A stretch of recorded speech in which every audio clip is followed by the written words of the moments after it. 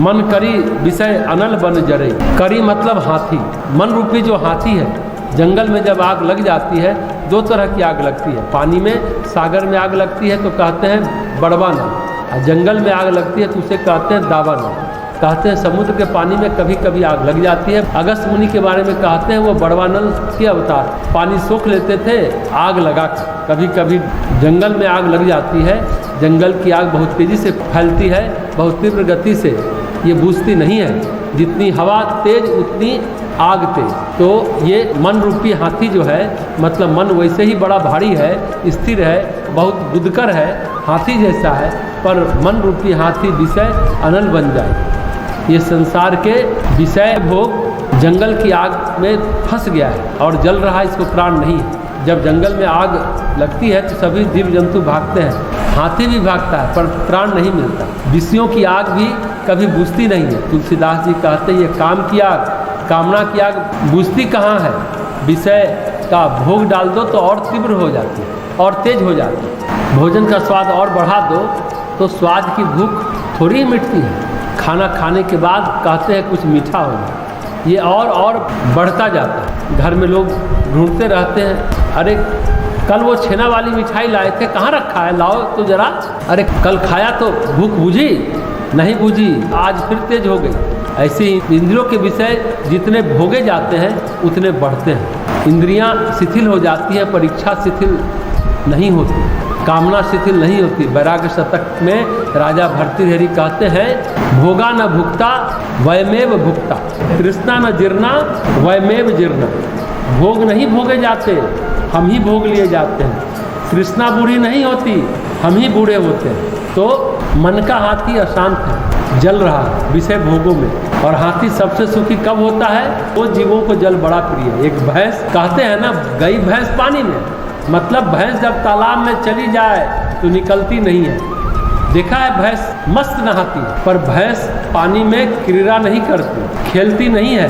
पर जब हाथी पानी में घुस जाता है तो क्या मस्खरी करता है।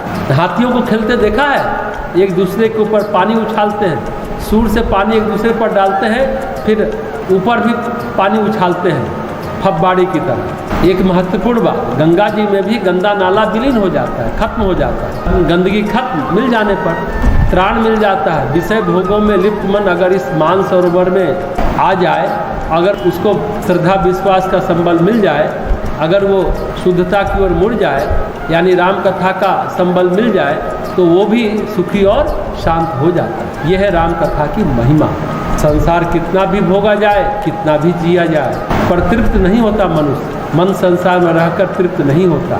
जिन लोगों के पास थोड़ा है, थोड़ा और चाहिए। जिनके पास बहुत है, उनको थोड़ा नहीं बहुत और चाहिए। ये दिल मांगे मोर। यहाँ तीनों लोकों का अधिपति त्रिलोकपति रावण सोने की लंका बनाकर भी अतृप्त रहता है, चाहे कुछ भी संसार में मिल जाए, खाली का खाली। संतों ने यही तो सिखाया, तृप्ति तुष्टि शांति कैसे पाया जाए। रैदास थे, कठौती में पानी है, चमड़ा भिगाते हैं, जूता सिलते हैं, गांठते हैं, चमड़ा का जूता बनाते हैं और रहते हैं। एक सज्जन आए, बोले आप बड़े गरीब लगते हैं। बोले नहीं, गरीब नहीं है, इतना कमा लेते हैं कि काम चल जाता है। रैदास बोले कि आपको कुछ चाहिए, कुछ मांगने आए तो 2-4 पैसे हैं आपको दे देंगे। नहीं भाई, मैं तो कुछ देने आया हूँ, पारस पत्थर देने आया हूँ। पारस पत्थर लेकर हम क्या करेंगे? पत्थर से जिसे छुओ सोना हो जाएगा। रैदास ने क्या किया? राती चाकू की तरह होता है, चमड़ा काटने के लिए पत्थर पर घिसकर उसे तीक्ष्ण बनाया जाता है ताकि चमड़ा आसानी से कटे। अब रैदास ने उस लोहे की राती को पारस पत्थर पर घिसने लगे, छुला दिया, हो गई सोने की। अब सोचा इससे चमड़ा कैसे काटेंगे, अरे बेवकूफ़ इसे बेच दो, काम करने की क्या जरूरत है। रैदास ने क्या किया, राती को गंगा में फेंक दिया, पारस पत्थर लौटा दिया। अब बताओ तुम्हारे पारस पत्थर ने तो हमारा नुकसान कर दिया, अरे भाई इसका सोना बनाना, बेचना और करोड़पति बन जाना हमें अभी ज़रूरी नहीं, अभी हम जा रहे हैं, तब तक सोना बनाओ, तीर्थ यात्रा कर लौटेंगे तो ले लेंगे। रैदास ने कहा छप्पड़ में खोज दो, तो छप्पड़ में खोज दिया। प्रकृति ने किया मजाक रैदास के साथ। एक कौवा इस चमत्कारी पत्थर को उठाया और गंगा जी में फेंक दिया। जब वो सज्जन लौट कर आए तो पत्थर ढूंढा, रैदास बोले तुम्हारा पत्थर तो कौवा ले गया।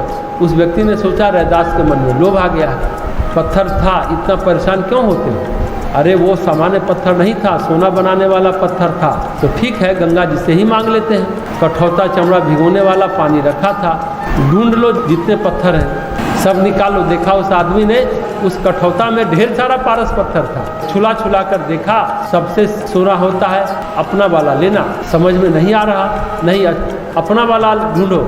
एक पत्थर ले लिया तो रैदास ने कहा बाकी पत्थर गंगा मैया ले जाओ। ये क्या है, कोई सुखी जो एक शेर पाई। रैदास भी तुलसीदास की तरह राम भक्त थे, तभी से कहावत बन गई जो मन चंगा तो कठौती में गंगा। रैदास की घटना पर यह कहावत बन गई। कबीर के पास तो ताना बाना था, सिलाई वाला था, कठौती तो रैदास के पास था, चमड़ा भिगोते थे। अगर विषय सुख में लिप्त व्यक्ति श्रद्धा और विश्वास के साथ राम कथा सुनने लग जाए तो राम कथा का सुख ऐसा है जैसे हाथी जलाशय में नहाने लगता है, जलाशय में हाथी परम सुखी रहता है, मस्त रहता है, परम आनंदित रहता है। ऐसी है राम कथा, मानसरोवर में नहा लें, परम सुख को प्राप्त कर ले, विषय सुख से ज़्यादा आनंद देता है। वही सुखी जो यहीं सर पड़े।